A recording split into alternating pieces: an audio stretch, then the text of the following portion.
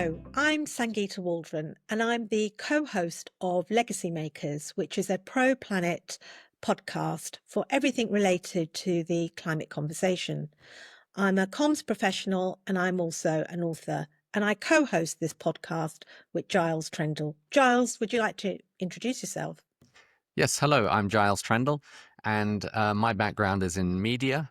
I worked many years in the Middle East, and I was formerly the managing director of Al Jazeera English, and I'm particularly interested in covering the climate crisis now, the growing climate crisis. So, Giles, this is our third episode, and would you like to introduce our guest? Yes, so our guest for this episode is Thais Lazzeri. She's a Brazilian journalist. I came across her just over a year ago. We met at a United Nations conference on journalism and the climate crisis. And I was really impressed by the work that she does in Brazil, and particularly around disinformation. And of course, disinformation is a pressing issue of our time. You have politicians who are telling falsehoods. You remember the great euphemism, alternative facts. You have artificial intelligence, which is manufacturing fake videos, fake news. And then you have social media, which is spreading it around so quickly. And as they say, lies can get halfway around the world before the truth has had a chance to put its boots on.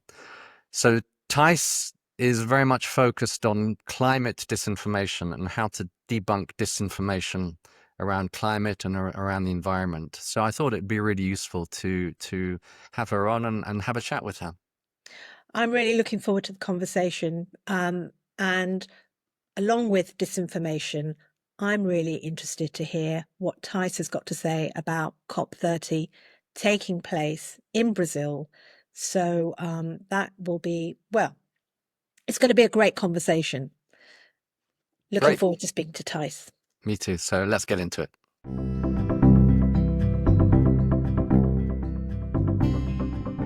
Hello, everyone. And Tice, thank you very much for joining us. It's early morning where you are. I believe you're in the United States at the moment. And we're really interested to talk to you. I guess the first question is about disinformation around the climate topic. I know that it's a topic that is really central to what you do, and I believe you've just launched a new initiative to talk about disinformation, how to combat disinformation, and the idea of information integrity. So could you just tell us a little bit about that initiative and your thoughts on the topic of disinformation?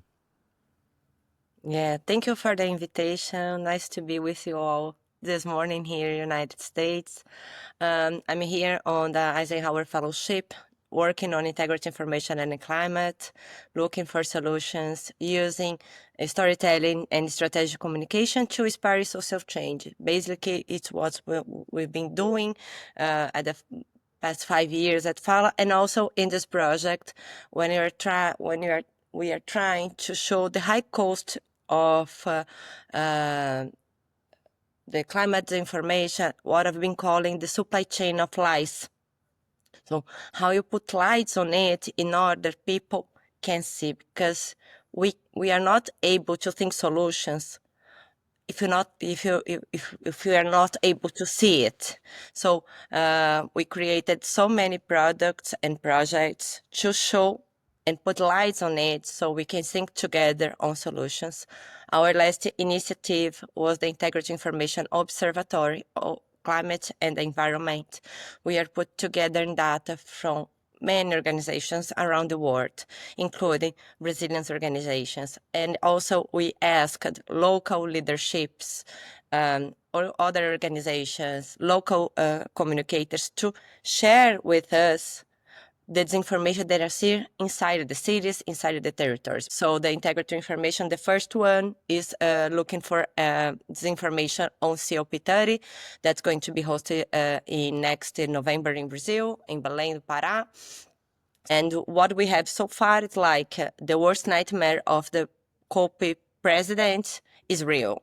So there's a huge disinformation against COP30 in Brazil. Yeah.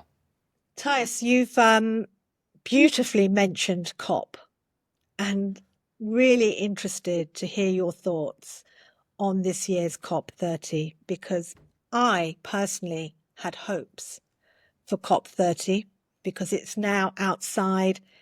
Well, the last two COPs have been oil producing countries, and I had hope. And then we read the headlines, saw the headlines of how Brazil had cleared the Amazon forest to accommodate COP for all its international visitors. So I want to ask you, what's your thoughts? And then how can Brazil turn it round with storytelling to engage the rest of the world back to COP and the real reason why we have COP? We have a huge opportunity on COP30 in Brazil, not just to find solutions for mitigation and adaptation, but also for climate communication. Because generally, communication is something that everyone, and that's about some things that I heard during this 2-month fellowship in the United States. We need communication. How we strategically talk about climate. Because I've been working on journalism. I worked 15 years in journalism and then documentaries. And I see that you have like completely different audiences impacted by disinformation. So how you talk to some people that believe that what you're telling is a lie. So it's a completely different scenario, you know. So you need to, in order to open the door and call these people in without any judgment, you need to understand how do they consume information, what is the best for them. Could be creating a podcast with the local communicators together, not for them, with them. And then you share in hundreds of communities inside Amazon, just as we did, or publishing articles with another partner and had like millions of views during elections because we shared it for free. Or could be a humor show to combat climate information on YouTube, one of the things I created. And in 5 months, we reached 1.5 million views organically. And we have all these amazing numbers. So we have another social account where we talk with 600,000 people on climate information using entertainment. So I think there are many, many ways, but that generally what we have some problems, I think, and some gaps on the ecosystem of information. One of them is when you're talking about climate, every time you talk about bear, you know? Arctic, it's like climate's about people. Every time we talk about climate, we're talking about human rights. So we're talking about migration, health, education, money, housing. We need to put this and address this in completely different ways. Maybe people won't be able to read an article with a page, but if you share with them a message on WhatsApp, on audio, they can on in the radio. So that's what I've been always trying to find new solutions to communicate better. And of course, journalism is in every piece because I'm a journalist. So we have like this responsibility. And I tell everyone, we just have our name, like our credibility, the confidence. And the truth is something that is one of the core values for Follow right now. So what we are thinking for COP30, we have, and this is my project here in the Eisenhower Fellowship, is to set up a hub where I'm trying to develop a new family of vaccines against climate disinformation and hate speech. And as soon as we have the first pilots running and the good results that we are looking for, because we measure impact and also the learnings during the process, the idea is like scaling. So sharing knowledge about how we produce that, what is good, what are the challenges, so other journalist companies, organizations, you know, can develop their own products to communicate better for climate change. So, Thijs, your production company is called Fala, Yeah. and that's as you mentioned, you're doing a lot of different types of content, it might be journalism, sometimes it might be entertainment, whatever way to reach audiences and through whichever platform. And you mentioned this interesting thing of a vaccine against disinformation. So continuing with the COP example, I heard that there were two, and I think you reported it on your initiative, the OI, the Observatory for Information Integrity. I think it was mentioned there that there are two other conferences at the same time as COP, and that these are being set up in order to distract or take information away from COP. Could you just tell us more about that? So we have Brazil, two events, one from the rural producers and one other with CPAC, and also organizations in Brazil to witness COP30, to disturb the attention, of course, and to tell that climate change that doesn't exist, that we have more time to take action, and that part of the agribusiness is not guilty for the huge impacts of climate. And then you have like, these people, like everyone that try to find solution for climate change. They are globalists. They don't want that you're still developers and you have success and money. So there are many ways to tell the same story. But imagine a global event two global events in Brazil. One in August, the second one days before the COP. So what is the idea? If you were trying to find solutions, you work together. Not against. Yeah. I love that, working together. And I think that's what we haven't been very good at doing, is joining the dots.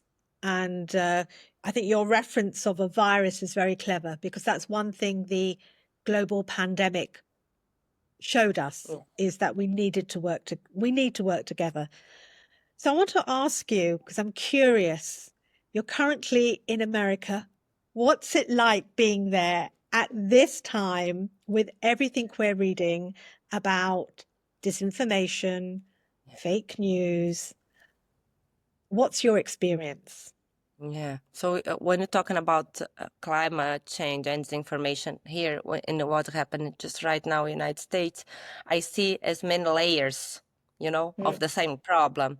For example, we don't have a politics for climate change, or when you don't have words like climate change, when you can't mention, or when words gain another meaning.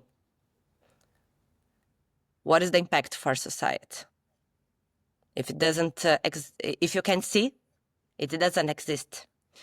But if everyone started erasing climate change and other words, there's no talk about that. It's impossible. So what I've been working here is like understand what we have so far and what worked and what didn't work, and we are going to share it through our newsletters, because I do believe that knowledge is something that everyone should be able to access.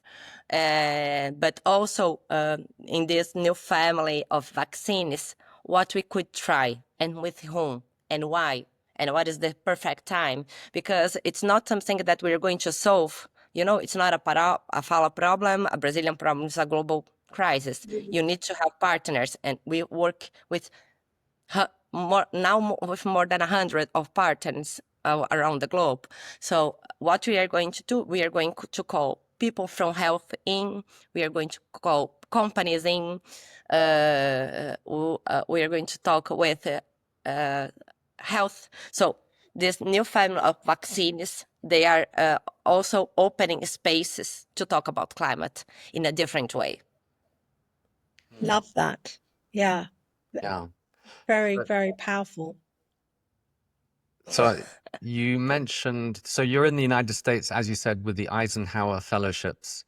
Yeah. And you've talked about working together and this idea of a vaccine to fight disinformation. Can you, and of working with different health companies, other companies, businesses, Can you give us an example of one thing anyone might do to Yeah. push back against disinformation? Yeah. So, for example, we can talk about health, housing, and climate. Are we connecting these ideas every time? How we can share message with, for example, governments that have all this data and talk about it when you have like the hottest day in the year?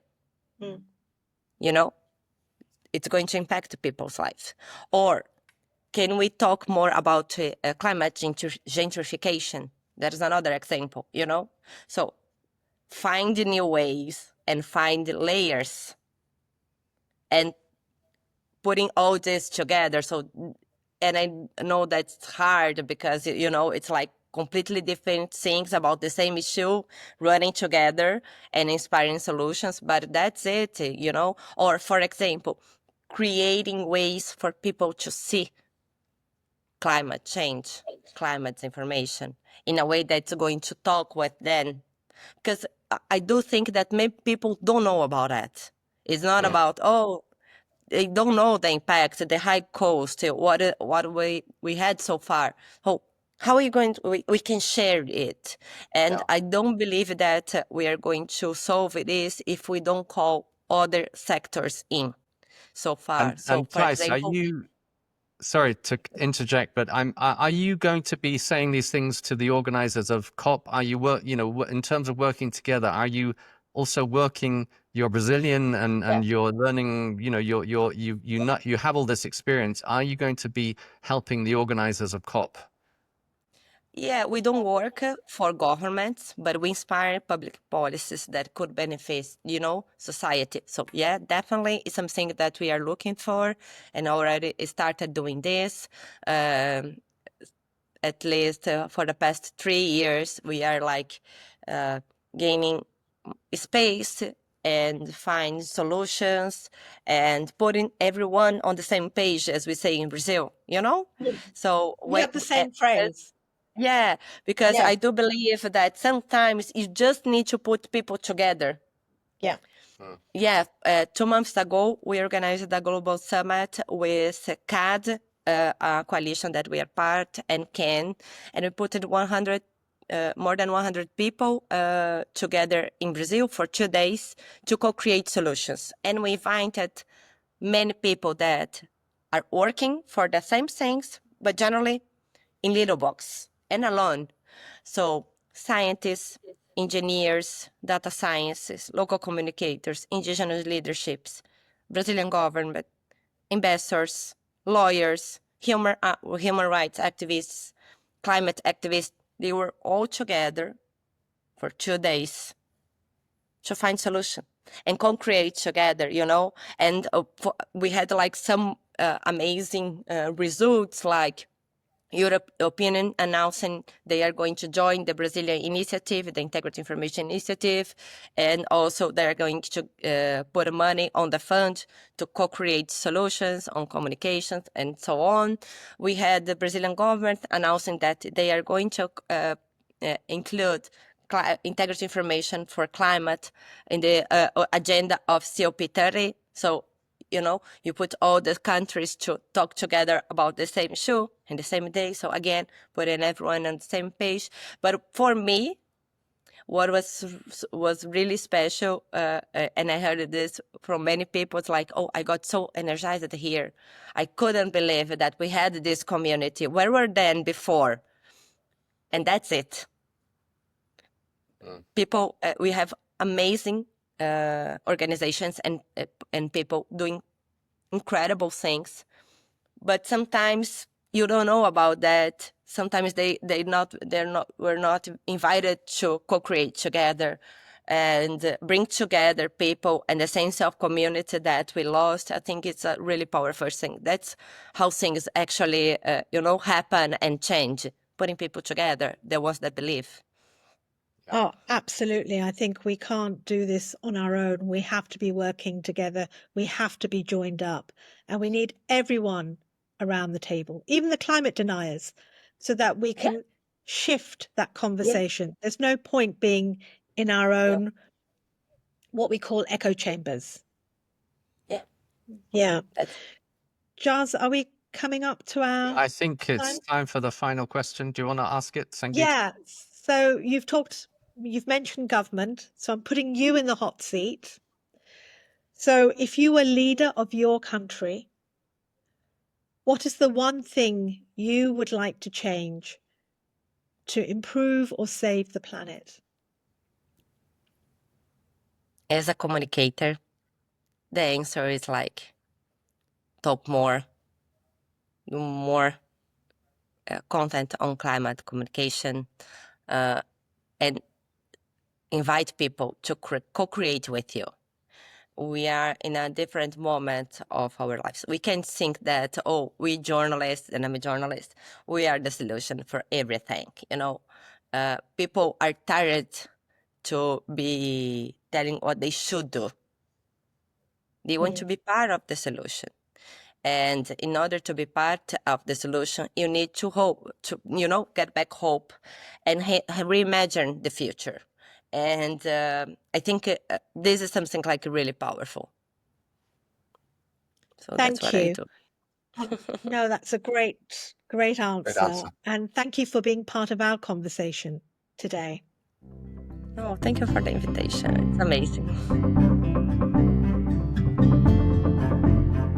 Wow, Giles, that was an extraordinary conversation in the sense Tice is a wonderful storyteller. She uses very evocative words to bring home the climate story. And virus is the word that I've taken away from all this. And yeah, and she's absolutely right. We all need to be working better together. We need to bring everyone around the table. Otherwise, we're just stuck in our echo chambers and we're not going to move the conversation forward. What do you think? What was your take?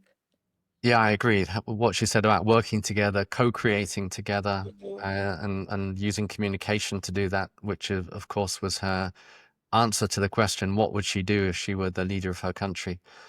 And the other thing, I think she's been, I think in the United States for the last 2 months on this Eisenhower Fellowship. Yeah. So she really has been in the United States at the most incredibly interesting time and relevant to everything she talks about: disinformation, distraction, denial.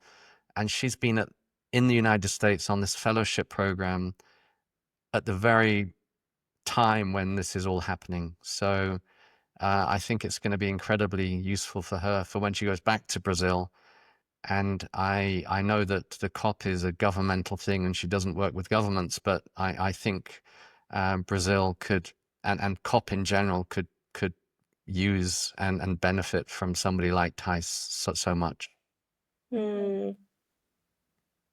Yeah, I mean she's right now in the eye of the storm in America, Very much. and it'll be interesting to see who actually turns up at this year's COP. Yes. Okay. All right. All right, Sangeeta. Until the next time. Until the next time. Bye-bye. Bye. Bye.